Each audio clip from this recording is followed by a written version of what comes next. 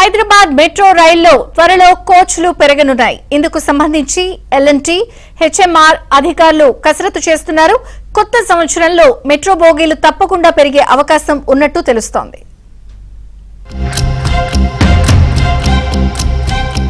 హైదరాబాద్ రవాణాలో అతి కీలకమైన మెట్రో కోచ్ల పెంపుపై మరోసారి ఆసక్తి నెలకొంది. నూతన సంవత్సరంలో కొత్త కోచ్లను తీసుకొచ్చేందుకు ప్రయత్నిస్తున్నట్లు తెలుస్తోంది. ప్రస్తుతం మెట్రో రైళ్లలో రోజుకు దాదాపు 4.80 లక్షల మందికి పైగా రాకపోకలు సాగిస్తున్నారు. శని ఆదివారాలతో పాటు సెలవు రోజుల్లో 5.10 లక్షల మంది ప్రయాణిస్తున్నట్లు మెట్రో వర్గాలు చెబుతున్నాయి.